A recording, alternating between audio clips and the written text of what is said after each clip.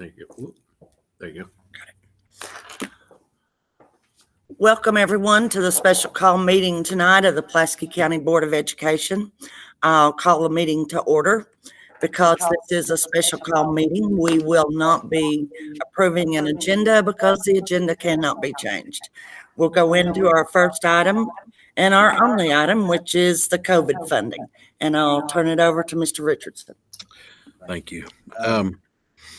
So as we are planning for how to start school for next school year, we are trying to develop plans that can better meet the needs of distance learning for our students. The guidance that we're getting from the Kentucky Department of Health is that they're asking us to reduce the number of students in our classrooms, on our buses, reduce the amount of movement in our schools with the students that are in our buildings. So in trying to develop those plans and trying to develop plans that follow those guidelines of public health, we really need to look at technology to help us with that. Our district received an approximate amount of money through the CARES funding, along with the GEAR funding, which is also part of that COVID money that has come to our district. Those together total just a little bit over $2.5 million. So in looking at planning for the start of next school year, a large portion of what we would like to do is through distance learning. And in some cases, it could be that a student would participate 100% in online or distance learning through a computer. Or it could mean that they could possibly, as much as 3 days a week, use distance learning with a computer or a Chromebook. So in looking at those plans, and we would like to propose to the board in a move to go to a one-to-one type situation where we would have a Chromebook computer for every child or every student. And this Chromebook would be assigned to a child, a student, for them to take home to use, as well as to bring back and forth to school and work with it that way as well. So by doing that, we could increase the possibilities of ways for student instruction. As we look at why we should move to one-to-one right now, one of the big things is we've talked about going one-to-one computer-wise in our district for quite a few years, but the funds have never been there. It's going to take a substantial amount of money to do it, somewhere in the vicinity of 1.5 million of that 2.5 million. We probably will not have another opportunity to have that large of a chunk of money that has pretty much already been earmarked by the state for us to use in that capacity anyway. I already talked a little bit about the increasing the distance learning opportunities for teachers and students. We have already initiated summer PDs that we are involving our teachers in. Teresa, how many did we have in our last PD? Over 500? We had over 500 teachers sign up for an online training on Google and how to use the Google platform in working with students in lessons. We have moved the G days from our calendar and our professional development days for teachers into the summer so that we can have PDs to get them trained up on how to do distance learning lessons using Chromebooks this summer. So they're going to be doing a lot of training this summer to get ready for that. And also it helps us meet those CDC guidelines in that those distance learning, reducing the number of students in our buildings, and that type of thing. We would be looking at probably purchasing somewhere around 4,500 Chromebooks, 4,700 Chromebooks. And that would give each student as well as each teacher a laptop, a Chromebook to be able to use. We, for years, have purchased an all-in-one unit for teacher desks. So teachers have not had laptops to take home with them. So this will also give teachers a tool to be able to work with those students from home if that is necessary. So $1.5 million is a lot of money. And I feel like we have a good plan. We have the curriculum team and I have discussed this for quite a few weeks. I feel like the funding that we have left over will also give us opportunities to anything that needs to be purchased in the future to support this until we can secure other funding for those types of things. I feel like the funding is there to support us probably for at least a 3-year period. Do we have a deadline as to when it has to be spent? Or we have to have a plan in place by the end of June. Is that correct? Now, what I've been told is that even though you may have your plan may say, I'm going to spend X amount on this, when it comes to the end of the year, there'll be an end of the year annual report that will have to be approved. So it's my understanding that it can be changed from whatever your plan is as of June 30th. So like I said, $1.5 million thereabouts is a lot of money. I know I've got a $20,000 limit that I can sign my name to. So I wanted to present this proposal to you all, entertain questions that you might have. I've talked to a few of you all and tried to answer the questions that you have. We are still in the process of hammering out school opening plans. So I can just tell you that technology will be a big part of that plan at this point. we have the capability, I assume, of when students are at home with their Chromebook, they will be able to see what is being presented in the classroom. So they would be receiving the same instruction as what the kids in the classroom are receiving. Yes, part of our plan, and again, this is if CDC guidance doesn't change between now and the time we start school, or the Kentucky Department of Health actually, and the commissioner, if they stay the same, which is what we're basing our plans on, we're looking at possibly starting, especially with our middle school and high school students. They will be in school a certain number of days a week, and they will be out of school a certain number of days a week. So our plan is that on the days that they're not in school, they would be logging on and having instruction with another group of students that are in school at the time. And that would count as their And that would attendance. count as their attendance day. So if they don't log on, we would know That's that correct. also.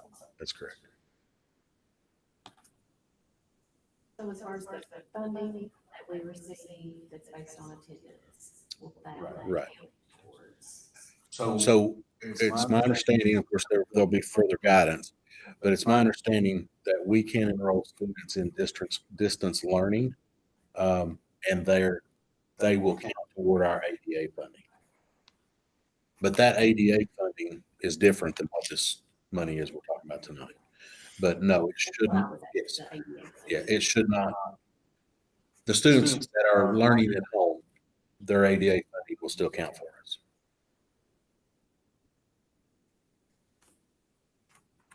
What about the kids that don't have internet access? That's something we're going to have to work on.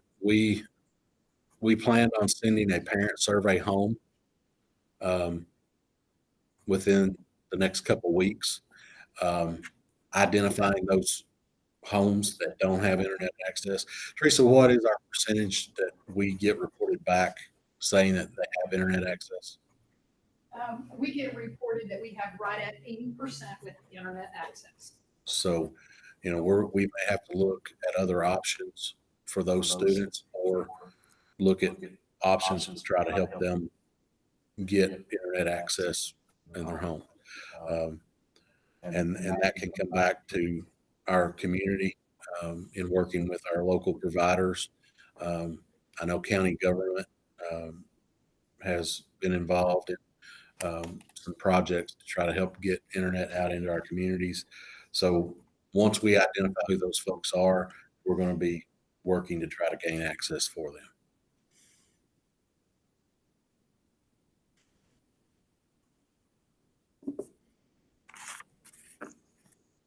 And there's 4,500 Chromebooks, that would be middle and high school. Actually, it would be, I think it's K1. We would be going K1.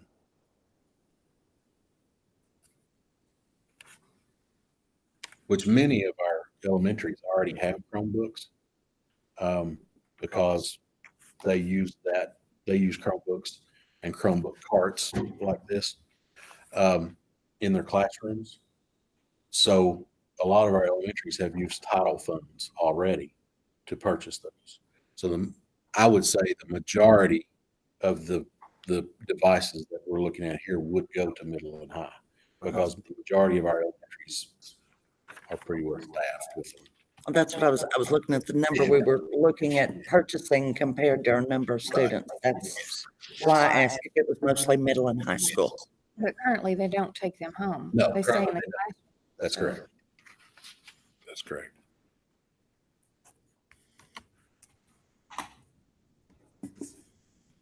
So it will be a change in how we deal with the technology. And, Teresa and I have talked about ways of keeping track and accountability for our students. We have a software that we use in our district with our libraries that is very efficient on tracking and keeping track of materials with students. So I feel like that we have a capability of managing, assigning these computers to students and keeping up with them, and the accountability side of that. I will say, I believe that, we will end up using Chromebooks in our elementaries, but it's going to be critical for our middle schools and high schools when it comes to distance learning. I mean, I know it's a logistics nightmare, but have you thought about, childcare for if they come a certain number of days a week, or?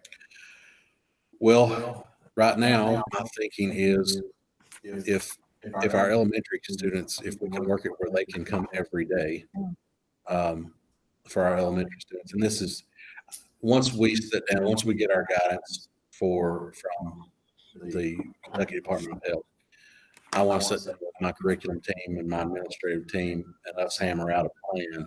And then I plan on taking that plan to the local health department, because that's what we're being encouraged to do. And then basically get the health department to sign off saying, yes, you've got a good plan. It follows the guidance that's been given.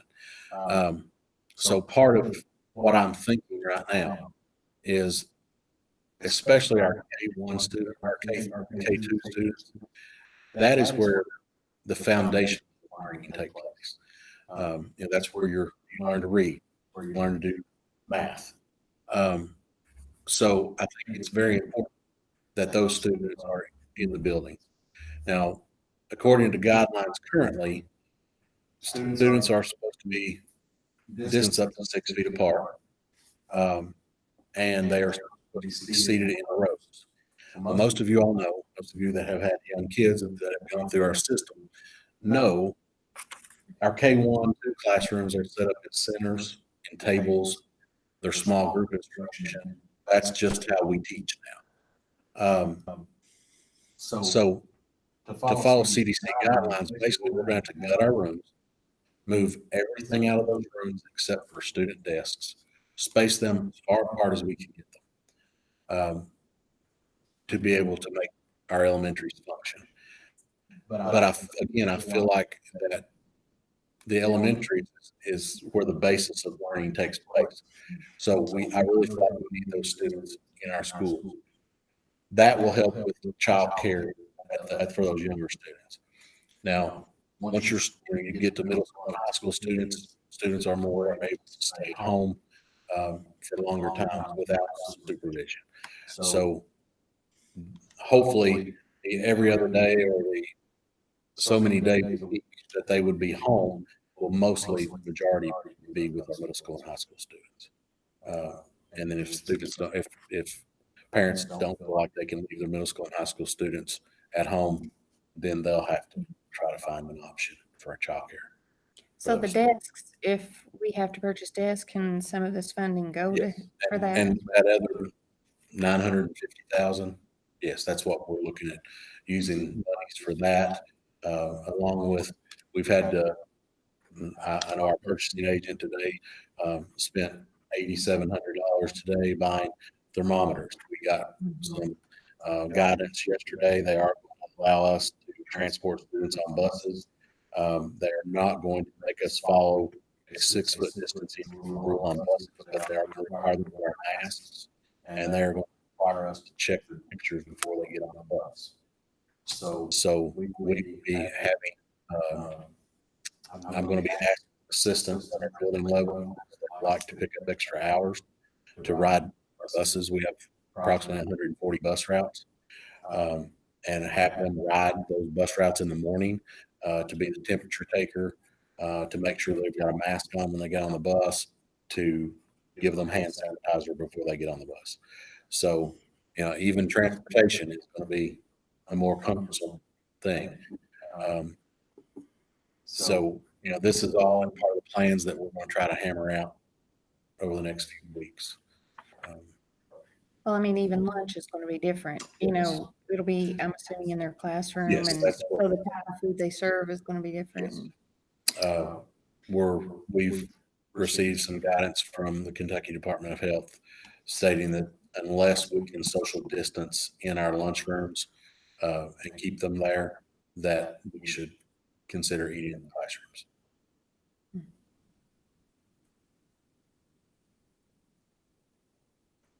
And my plan is I always since I've been superintendent, I've tried to do a summer update. Usually we do it in July, and do sort of a state of the district report to you all.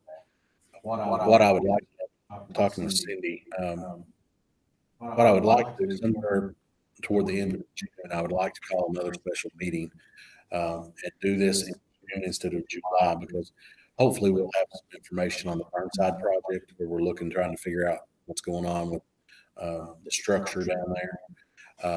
They have been doing some work down there, and hopefully I will have some information so I can share that information with you all and talk about the Burnside project, as well as focus on what our plan is going to be to start the new year with.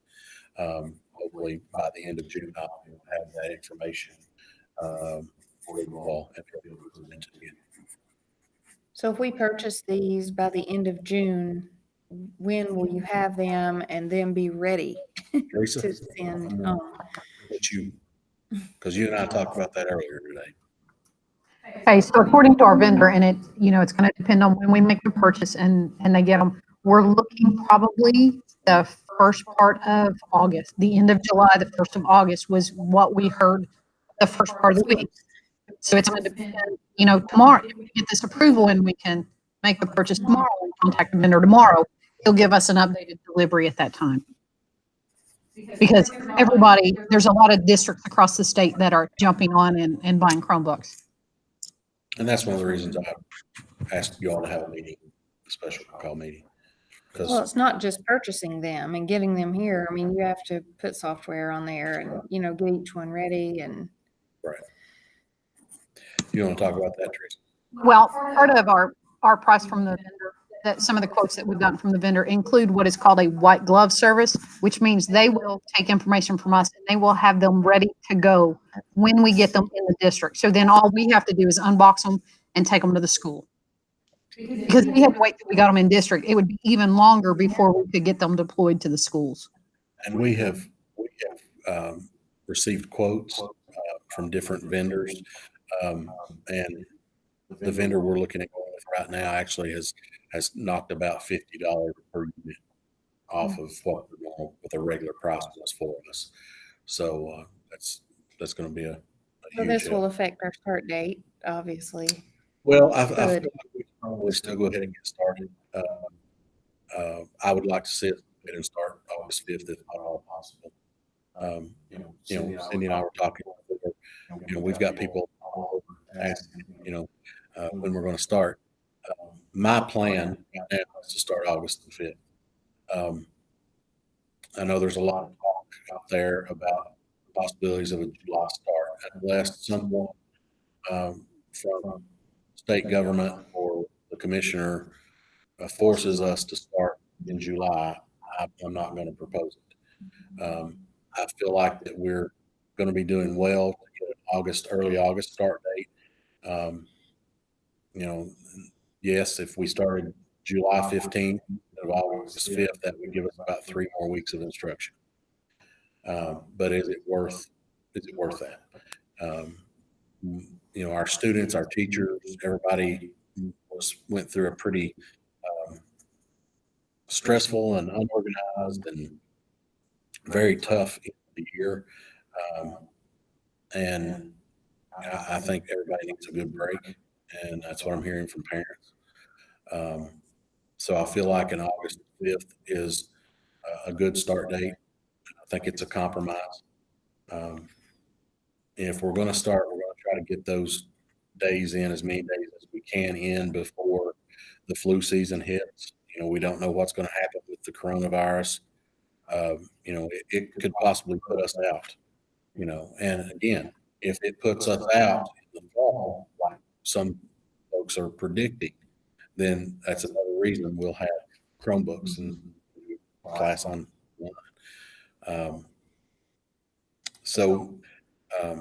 Right now, I'm thinking unless someone other than you all tell me that you want to start school at a different time, we have plans. I've sat down with Sonia, and I think we've got actually 6 different plans that we could pull out and put into place. I feel like we stick with our August 5th start date, unless that's something that you all feel like you would like to address. But I feel like it's early enough. We get days in, as many as we can, yet it's a good compromise on not starting early in the summer. The majority of the districts that are in our KEC cooperative, they put out a poll last week. The majority are starting somewhere between August 5th and August 15th. That's pretty much where most districts are falling. You got a few falling in the week of the 20th or thereafter, but the majority is between the 5th and the 15th. Actually, I think the 12th is a Wednesday. I think most of them are between the 5th and the 12th. Like I said, I will sit down and go through our plan with you all in depth once we get it done. And that way we'll still have enough time if there's changes from guidance that we can make changes, or if there's concerns that you all have, we can address those concerns as well.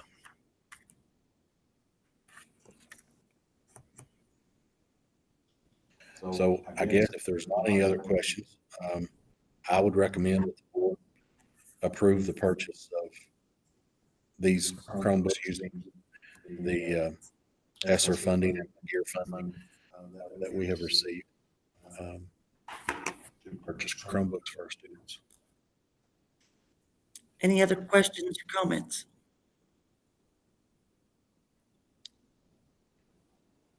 Do we have a motion and a second to approve?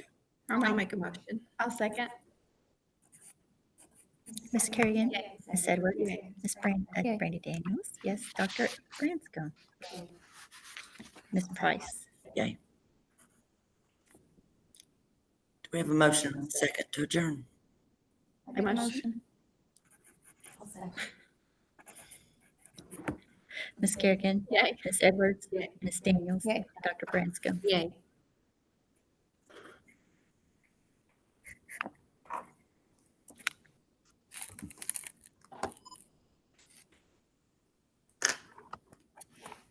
Are we done, Teresa?